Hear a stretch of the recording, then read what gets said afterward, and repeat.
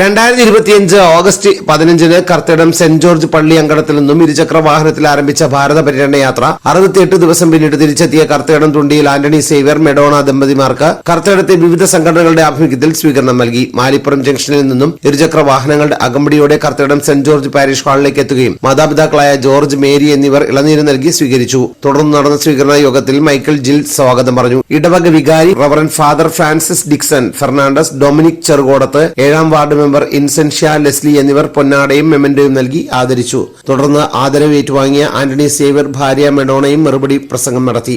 ഞാനിവിടുന്ന് യാത്ര തുടങ്ങിയ അന്ന് മുതൽ ഇന്ന് വരെ ഓരോ ദിവസത്തെയും കാര്യങ്ങൾ ഞാൻ വീഡിയോ ആയിട്ട് സ്റ്റാറ്റസും ഇൻസ്റ്റയിലൊക്കെ പോസ്റ്റ് ചെയ്യുമായിരുന്നു. അപ്പൊ ഇവിടുന്ന് കുറെ പേര് എന്നെ വിളിച്ചിട്ട് പറഞ്ഞ് അവർക്കൊന്നും പോകാൻ ചിന്തിക്കാൻ പോലും കഴിയാത്ത കാര്യങ്ങളാണ് നമ്മൾ ചെയ്തുകൊണ്ടിരിക്കുന്നത്. അപ്പോൾ ഒരു ദിവസം പോലും വീഡിയോ മുടങ്ങരുത്. കാരണം ഞങ്ങൾ മനസ്സുകൊണ്ട് ഈ സ്ഥലങ്ങളിലൂടെയൊക്കെ സഞ്ചരിച്ചുകൊണ്ടിരിക്കുകയാണ്.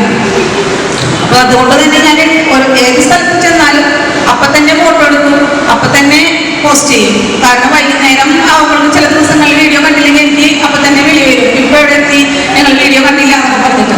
അപ്പൊ അത് കേൾക്കുമ്പോൾ നമുക്ക് ഭയങ്കര സന്തോഷമാണ്. പിന്നെ അതേപോലെ തന്നെ നല്ല കാര്യങ്ങളും നല്ല ഫോട്ടോസുകളും പിന്നെ കുറച്ച് കേട്ടേറെ വീഡിയോകൾ മാത്രമേ ഞാൻ പോസ്റ്റ് ചെയ്തിട്ടുള്ളൂ.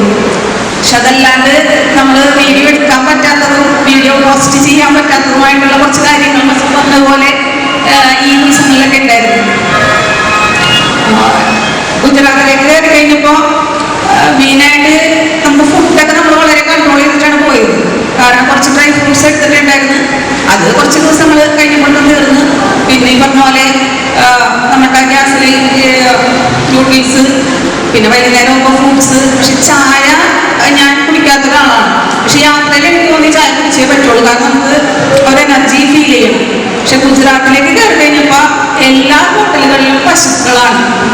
പശുക്കളില്ലാത്തൊരു ഹോട്ടലേ ഇല്ല. പശുക്കളില്ലാത്ത ഹോട്ടൽ അന്വേഷിച്ചത് 2-3 ദിവസം ചായ ഒന്നും കഴിച്ചില്ലെന്ന് തന്നെ പറയാം. പിന്നെ അവസാനം ഒരു നിവൃത്തി ഉണ്ടായിരുന്നുള്ളൂ, പശുക്കളെ സ്നേഹിക്കുക എന്ന് മാത്രം. പിന്നെ അത് എന്താ പറയുക, കുറേ സ്ഥലത്ത് വണ്ടി മറിഞ്ഞു എന്ന് പറഞ്ഞാൽ ഉരുളക്കല്ലുകളാണ്. ഞാൻ കുറച്ച് വീഡിയോസിലൊക്കെ ഇട്ടിട്ടുണ്ടായിരുന്നു.